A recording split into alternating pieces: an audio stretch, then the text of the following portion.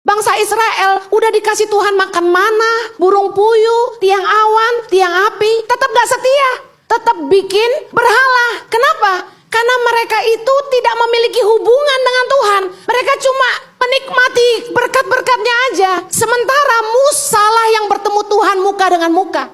Pengalaman pribadi itu penting. Kalau Anda ingin punya hubungan yang dekat dengan Tuhan, jangan hanya berdoa minta berkatnya, tapi berdoalah cari kehendaknya. Banyak orang berdoa selalu minta berkat Tuhan, tapi gak banyak yang berdoa karena ingin tahu isi hati Tuhan. Orang yang cuma kenyang, puas menikmati berkat Tuhan tanpa mau mengenal Tuhan lebih dalam. Saya kasih tahu, satu hari nanti Anda gak akan jadi orang yang setia. Anda gak akan mungkin percaya sama Tuhan tanpa ngalami sendiri. Saya mau bilang sama Anda, Tuhan itu keren, Tuhan itu bisa bikin mujizat, Tuhan itu penolong yang sangat terbukti. Anda cuma dengar itu kan dari saya. Gak bisa, Anda harus ngalamin. Kenapa banyak orang Kristen ke gereja udah puluhan tahun dengar khotbah udah ribuan, tapi hidupnya gak berubah? Karena cuma dengerin doang dan gak ngalamin. Ulang ini Anda harus ngambil keputusan. Udah cukup deh kekristenan yang kayak begini, gua mau ngalamin Tuhan. Yang kedua, bagaimana kepercayaan dibangun? Lewat pengalaman pribadi, personal experience. Mazmur 46 ayat 1b berkata, Allah itu bagi kita tempat perlindungan dan kekuatan. Sama-sama, sebagai penolong dalam kesesakan, sangat terbukti. Saya mau bilang gini, Daud bisa ngomong gini karena dia ngalamin. Sebagai penolong dalam kesesakan, sangat terbukti. Kalian baca ini, saya mau tanya, kalian pernah ngalamin gak? Di saat dalam kesesakan, kamu ngalamin gak pertolongannya sangat terbukti? Oh my God. Saya tuh kalau udah stres, saya cuma teriak, Tuhan tolong. Dan besoknya dijawab Tuhan, keren banget tau gak? Saya sama anak-anak saya tiap malam, saya ajak mereka berdoa. Let's pray. Terus anak-anak saya bilang, oke, Mami. And terus saya mulai berdoa. Di salah satu doa saya curahkan kebutuhan kami. Saya bilang, Tuhan, please help. I need money to pay this. Rahasia ya, gak boleh tahu ya. Terus anak-anak saya setelah doa tanya, Mami, how much do you need? Terus saya cerita. And then besoknya kita berdoa lagi. Udah stres saya tuh. Tuhan tolong. Terus saya bilang sama anak saya besoknya, you know what baby? God already answered our prayers. Dan kerennya, Tuhan itu pakai orang yang the most unexpected person in the world. Keren gak Tuhan itu? Saya mau kasih tahu, jangan kalau engkau dalam tekanan, kebutuhan, begini sama orang, jangan. Jangan minta-minta sama manusia, kamu bukan pengemis. Kamu anak raja. Bapakmu kaya. Mintalah sama Tuhan yang punya kerajaan, kuasa dan kemuliaan sampai selama-lamanya. Jangan jadi pengemis. Jangan suka minta-minta. Lihat, lewat pengalaman pribadimu dengan Tuhan, kamu makin kenal dia siapa. Dia Bapa yang sayang sama kamu. Dia gak akan biarin kamu susah. Dia gak akan biarin kamu tertekan. Dengar baik. Ada orang tulis di Instagram saya, di komen, saya ini orang miskin yang berani kuliah. Saya butuh uang sekian yang harus dibayar tanggal sekian. Gua delete langsung. Itu namanya minta tolong publikasi. Jangan. Anak Tuhan harus punya iman.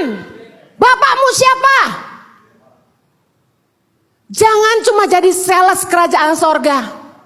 Sales tuh ya, dia tuh jualan barang yang belum tentu dia pernah coba.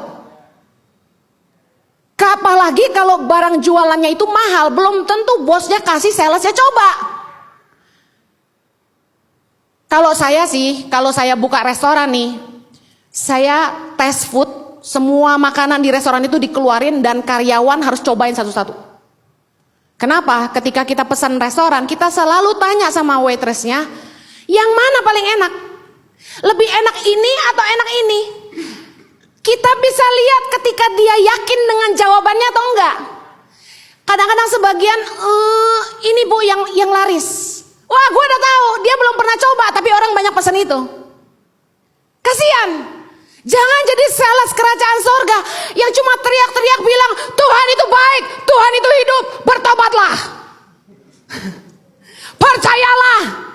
Tapi Anda sendiri gak pernah ngalamin ditolong Tuhan, lucu gak?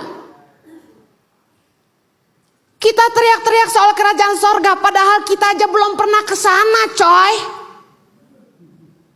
Makanya kita perlu berdoa dan minta supaya kita tuh ngalamin Tuhan selama hidup kita, supaya kita bisa melihat perbuatannya nyata, walaupun kadang jalannya gak mudah. Untuk punya pengalaman sama Tuhan tuh gak mudah loh. Kadang-kadang Tuhan izinin kita ngelewatin masalah yang ampun dah. Tapi di situ kita baru bisa lihat, wow, Tuhan berkuasa. Tuhan hebat. Dia mampu melakukan segalanya, tidak ada yang mustahil bagi dia. Dengar baik, pengalamanmu dengan Tuhanlah yang akan membangun imanmu. Berkenalan dan berhubungan jelas berbeda. Ada level kedekatan hubungan.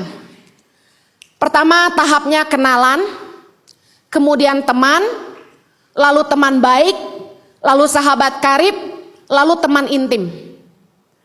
Di setiap fase tahap perkenalan ini, ada hal-hal yang terbatas yang Anda bisa lakukan dengan orang itu.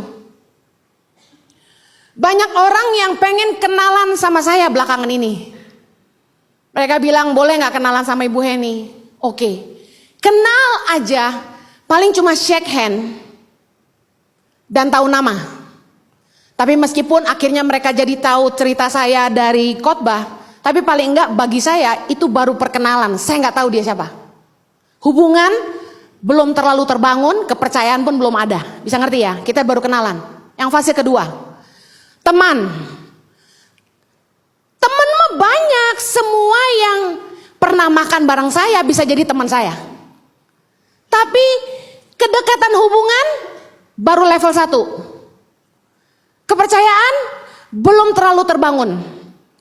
Dibuktikan ketika orang cari pegawai untuk kerja, saya biasanya nggak akan rekomendasi orang yang saya tahu di level teman. Karena masalah gini, ketika kita rekomendasi orang untuk kerja, hati-hati jangan sembarangan rekomendasi orang yang kamu nggak benar-benar tahu. Nanti orang yang kamu kenalin itu akan marah sama kamu. Saya hati-hati banget merekomendasi orang kerja. Jadi ketika di level teman, belum ada kepercayaan yang terlalu terbangun. Kemudian di level teman baik. Wah, teman baik lebih banyak, tapi kalau dibandingin jumlah pasti lebih sedikit. Nah, teman baik ini biasanya sudah ketemu kita beberapa kali. Kalau teman paling cuma makan sekali, 2 kali. Tapi kalau teman baik berarti udah mulai ngobrol, berarti udah one on one. Udah deket, udah bisa cerita-cerita sedikit. Kepercayaan udah di angka, let's say what? 3. Kemudian sahabat karib. Nah, sahabat karib udah jelas yang masuk jadi sahabat karib itu makin sedikit lagi.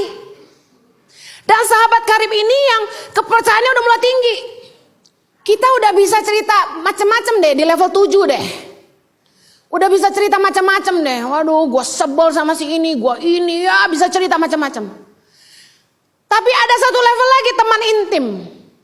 Nah, teman intim ini yang kita paling sering ngomong sama dia dan kita bisa terbuka habis-habisan sama dia di angka 9. Kenapa saya kasih 9 gak 10? Karena seterbuka-bukanya seseorang tetap ada sesuatu yang dia akan tutupi. Teman intim ini udah di angka 9, bisa cerita apa aja. Nah, sedekat apa hubungan kita dengan Tuhan menentukan pengalaman kita dengan Tuhan. Saya kasih contoh. Saya dengan Ko Hamid dulu deh. Saya sama Ko Hamid kenal baik. Kita bisa bilang kita teman baik. Karena kita udah ngopi berkali-kali. Tiap kali saya khotbah di CLCC, dia teman ngopi saya. Sama Ko Yoyong. Kita ngobrol, ketawa-ketawa gitu ya. Teman baik. Tapi nggak terlalu banyak cerita yang dalam-dalam. Bisa ngerti ya? Kemudian masuk ke sahabat karib. Misalnya saya sama Kanining.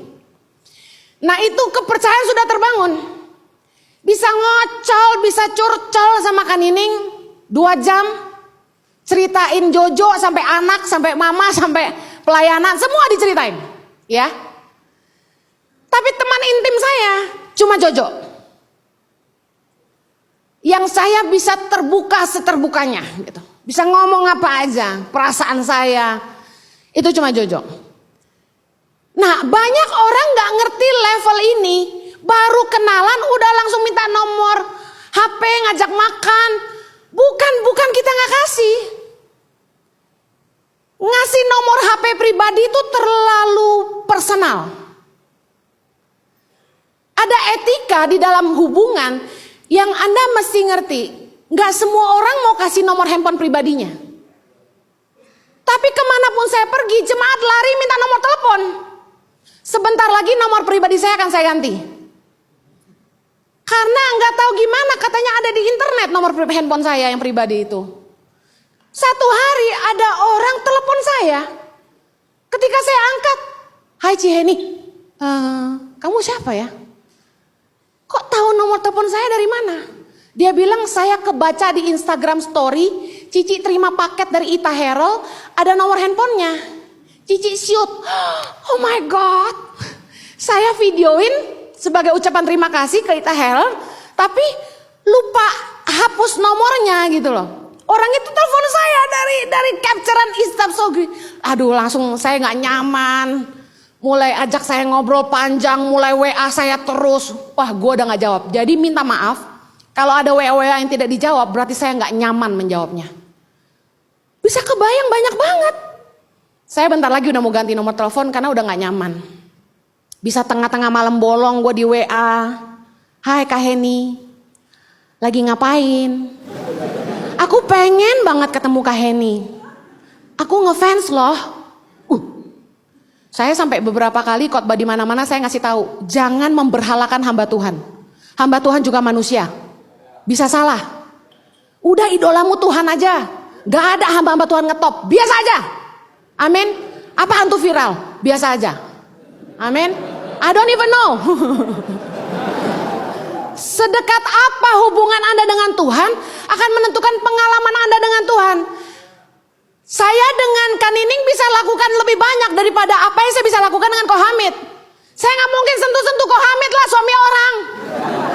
Tapi kalau sama Kak Nining kita bisa tummy to tummy. Bisa pelukan.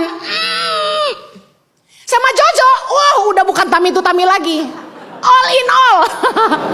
Bisa ngerti ya? Jadi seberapa dekat hubungan Anda dengan Tuhan akan menentukan pengalaman Anda dengan Tuhan. Bagaimana Anda bisa dekat dengan Tuhan? Saya kasih tahu. Selalu bawa Tuhan dalam segala sesuatu dalam hidupmu. Mau bikin keputusan apa, mau apa.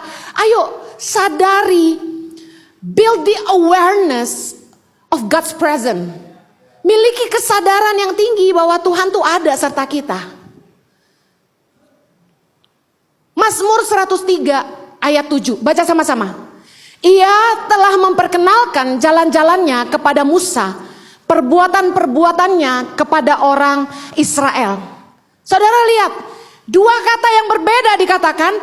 Ia telah memperkenalkan jalan-jalannya kepada Musa, perbuatan-perbuatannya kepada orang Israel. Kepada Musa, Tuhan memperkenalkan jalan-jalannya. Kepada bangsa Israel, perbuatan-perbuatannya.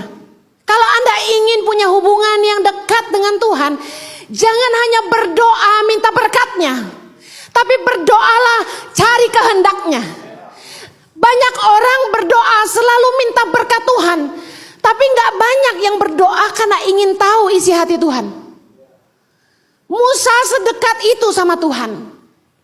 Dia minta Tuhan ajari jalan-jalannya. Tapi kebanyakan orang Kristen berhenti di stage asalkan lu kasih gua makan udah cukup lah. Orang yang cuma kenyang, puas, menikmati berkat Tuhan tanpa mau mengenal Tuhan lebih dalam. Saya kasih tahu, satu hari nanti Anda gak akan jadi orang yang setia.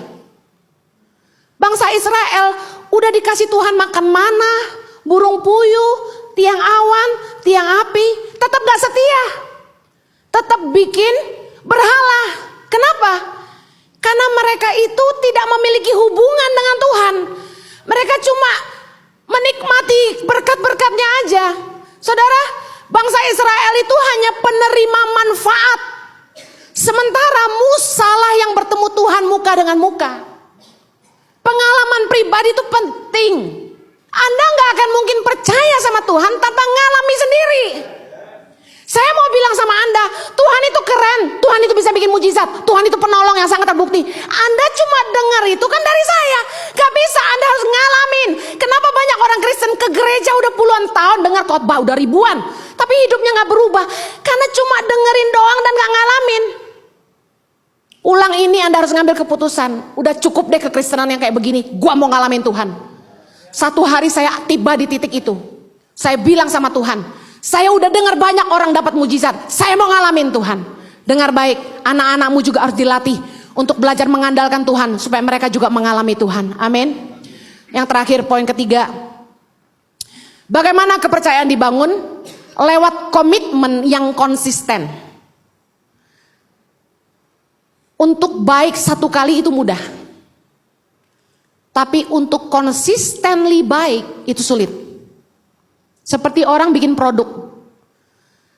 Satu kali kita coba, produknya enak. Tapi berapa lama kemudian kita coba lagi, kok gak enak? Untuk sebuah kepercayaan terbangun tuh harus ada konsisten komitmen. Ada seorang suami setia, nikah 10 tahun setia, tapi di tahun ke-12 dia gak setia. Gak teruji kesetiaannya. Kepercayaan itu perlu dibangun. Mazmur 37 ayat 25, kita baca sama-sama. Dahulu aku muda, sekarang telah menjadi tua, tetapi tidak pernah kulihat orang benar ditinggalkan dan anak cucunya meminta-minta roti. Daud bilang, dulu aku masih muda, sekarang aku sudah tua, belum pernah aku melihat orang benar ditinggalkan dan anak cucunya meminta-minta roti. Daud menjadi saksi konsistensi Tuhan dalam komitmennya memberkati orang-orang benar. Dulu saya kenal Tuhan umur 16. Sekarang 26 tahun kemudian, saya menyaksikan sendiri bagaimana Tuhan itu sangat setia dalam hidup saya. Tuhan itu Tuhan yang konsisten. Dikatakan firman Tuhan, Bilangan 23 ayat 19, baca sama-sama. Allah bukanlah manusia sehingga ia berdusta, bukan anak manusia sehingga ia menyesal. Masakan ia berfirman dan tidak melakukannya, atau berbicara dan tidak menepatinya? Saya kasih tahu, Tuhan itu bukan manusia. Orang sering berjanji tapi tidak menepati. Bahkan orang sering berbuat baik lalu menyesal karena telah menolong orang. Tapi Tuhan gak begitu. Tuhan itu kalau sudah berfirman pasti dia lakukan. Kalau sudah berbicara dia pasti tepati. Dengar baik, apa sih masalahmu hari ini? Jangan jadi lemah, jangan putus asa. Kalau dulu Tuhan pernah tolong kamu, dia sanggup tolong kamu lagi. Amin. Tuhan itu Tuhan yang konsisten, jangan pernah meragukan dia. Tahukah Anda bahwa Tuhan itu Tuhan yang bisa dipercaya? Jangan pernah mengandalkan manusia, jangan pernah. Jangan pernah. Manusia selalu mengecewakan, siapapun itu. Manusia itu gak sempurna. Kalau sama manusia aja Anda ngefans bisa sampai saya kasih tahu, Anda harus lebih daripada itu kepada Tuhan. Tuhan itu yang paling bisa diandalkan. Aduh, manusia mah cipoalah. Percayalah kepada Tuhan. Saya mau bilang gini, andalkan Tuhan bukan manusia. Mazmur 118 ayat 89. Lebih baik berlindung pada Tuhan daripada percaya kepada manusia. Lebih baik berlindung pada Tuhan daripada percaya kepada para bangsawan. Orang tuh biasanya lebih percaya sama orang yang kelihatannya punya kapasitas membantu dia. Manusiawi sekali ketika kita ngobrol sama orang kaya, dia itu berjanji mau bantu kita. Kita pasti percaya karena dia punya kapasitas. Dia punya duit kalau dia mau bantu. Kalau kita berharap sama manusia karena lihat kapasitas mereka, kita salah. Tuhan itu butuh iman kita. Kadang-kadang pilihan untuk taat sama Tuhan itu gak ada garansinya, gak ada jaminannya, gak ada platform untuk percaya. Tapi iman itu harus timbul saat kita mendengar firman-Nya. Dan orang akan bilang kita gila, tapi saya kasih tahu, kalau dia sendiri yang bicara, Nabi Nuh dibilang gila sama orang-orang, dia tetap bangun. Karena Tuhan bicara sendiri sama dia. Nah masalahnya banyak orang udah dengar Tuhan bicara, tapi ragu, bener nggak ya? Saya mau kasih tahu, Tuhan itu nggak pernah gagal akan janjinya. Saya mau tutup dengan ini. Saya terima ayat ini, Keluaran 34 ayat 10. Sungguh aku mengadakan suatu perjanjian di depan seluruh bangsamu ini, akan kulakukan perbuatan-perbuatan yang ajaib, seperti yang belum pernah dijadikan di seluruh bumi, di antara segala bangsa, di seluruh bangsa yang di tengah-tengahnya engkau diam, akan melihat perbuatan Tuhan, sebab apa yang akan kulakukan dengan engkau sungguh-sungguh dahsyat. Saya kasih tahu, saya ketemu orang terkenal di bangsa ini, saya ketemu pejabat, saya ketemu konglomerat, mereka selalu bertanya yang sama, Henny, uangnya dari mana? Dan saya selalu bilang, dari Tuhan. Gak ada yang bisa percaya dengan apa yang Tuhan sedang kerjakan lewat tangan pengharapan. Semua orang bilang saya gila. Apaan melahirkan 1000 pemimpin buat Indonesia? November 2018 ketika saya dapat visi itu. Tuhan tanya sama saya, Henny, apa yang kamu mau lahirkan buat Indonesia? Dan saya jawab pemimpin Tuhan. Dan Tuhan bilang ini, lahirkan 1000 pemimpin buat Indonesia. Bangun 10 sekolah berasrama di Indonesia. Saat itu saya nangis. Karena secara daging manusiawi saya gak mau punya 10 asrama. Sekolah berasrama lagi, beratnya kayak apa coba? Saya tanya sama teman yang udah punya sekolah berasrama, kira-kira butuh berapa? Dia bilang minimal 100 juta sebulan 1 titik. Kalau 10 berarti 1 miliar. Saya stresnya minta ampun. Saya cerita sama Ko Andi. Ko Andi aja sampai gini, lu yakin 10? 5 kali. Manusiawi banget. Benar gak? Saya siapa gitu loh. Saya cuma orang biasa, ibu rumah tangga, pengkhotbah, hamba Tuhan.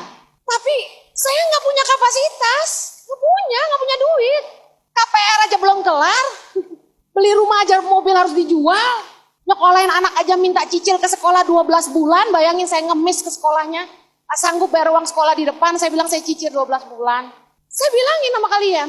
Saya pada porsinya gak punya kapasitas. Tapi Tuhan kita tidak terbatas. Tahu gak? Tahun lalu 2019.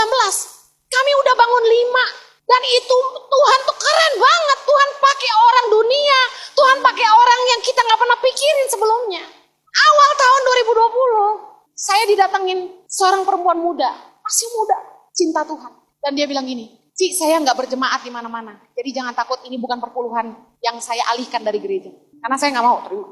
Kalau sampai harus ribut sama gembala gereja manapun ya. Dia bilang gini. Saya akan bangunkan 3 sekolah berasrama. Buat tangan pengharapan. Tuhan suruh bangun berapa? 10. Udah mau 8 nih awal tahun. Are you excited? Saya mau kasih tahu. Tuhan yang akan memperlihatkan perbuatannya yang nyata dan besar di tengah-tengah bangsa ini. Are you ready for His glory? Kita cuma perlu percaya, bukan lihat kita bisa. Kita cuma perlu taat. Satu hal lagi.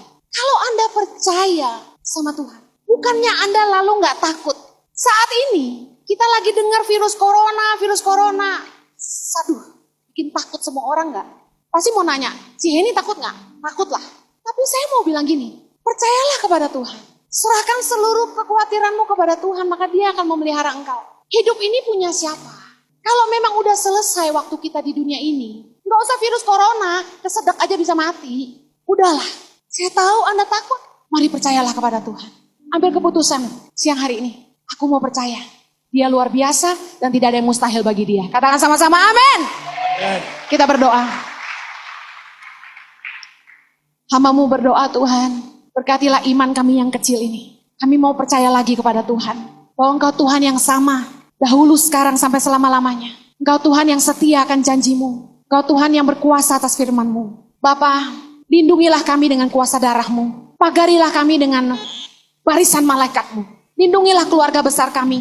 Dan orang-orang yang kami kasihi dimanapun mereka berada. Jagailah kami semua. Jauhkanlah dari sakit penyakit. Jauhkanlah dari mara bahaya. Jauhkanlah dari kecelakaan. Kami percaya Tuhan, masalah apapun yang sedang kami hadapi saat ini. Kami percaya Tuhan gak pernah tinggalin kami. Tuhan beserta dengan kami. Bapa, kami berdoa, tolong kami yang kurang percaya ini. Agar kami siang hari ini boleh bangkit dan bilang, kami mau percaya kepada Tuhan. Tolong kami Tuhan.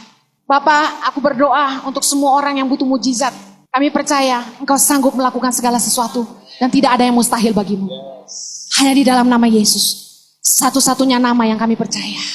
Yang percaya sama-sama kita katakan. Amen. Thank you for having me. Jangan lupa merchandise-nya. God bless you.